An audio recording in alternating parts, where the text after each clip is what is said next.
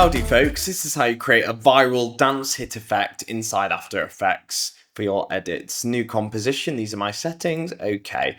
Then I'm going to import my dance clip and my song to the media pool. So it's a really cool clip, some dancers here doing their thing, and then I'm just going to Command-Shift-D to trim it, make up for those lost frames at the end. Great. Import my song, and I'm going to press L twice on my keyboard to bring up the waveform.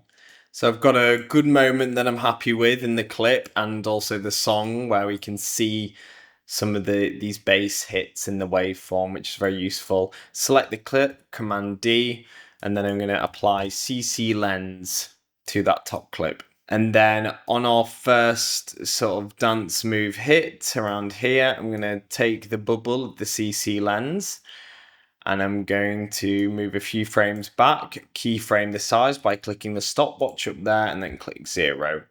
And then go to where the bass hits, a few frames past it, and then I'm going to increase it so it goes off the composition, so it clears it completely. Press U on my keyboard to bring up the keyframes so I can see it a bit better. And then I can highlight those two keyframes, right click, go keyframe interpolation, Bezier, okay, go to the speed graph editor, and then we get these cool little velocity arms, like high school physics, and then we can go from fast to slow, but feel free to do this in any way that you like if you want the hit to go from slow to fast. Brilliant. And then I'm going to press T on my keyboard to bring up the opacity. And I'm going to keyframe it at about 50%. And then I'm going to go a few frames back. And then I'm going to go 0. Shoot on my keyboard, make sure that I can align those with the other keyframes.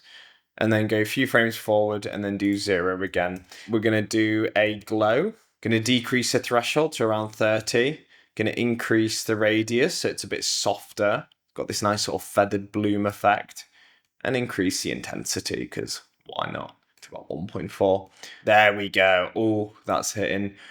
And then I'm going to go wiggle, position. Going to apply that. Let's try 5. Let's see what that does. There we go. Awesome. If you want it stronger, you can just increase it. Let's see what 100 does. Going to press U on my keyboard to bring up those keyframes again. And essentially what we're going to do is just go through the clip and just highlight them all, Command C for copy.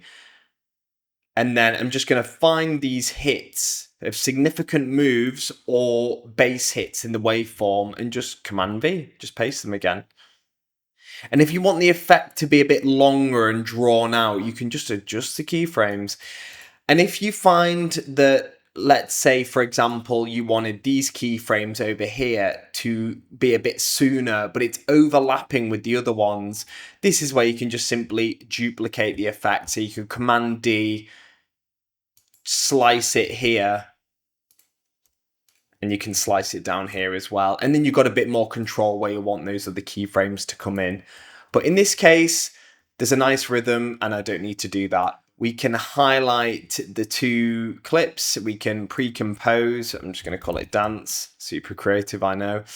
And then what we can actually do is just add in a wiggle on the composition as a whole, just so it's got a bit more momentum, and we can slow it down. So wiggle speed, we can go 0.5, and wiggle amount, maybe I don't know, like a 35.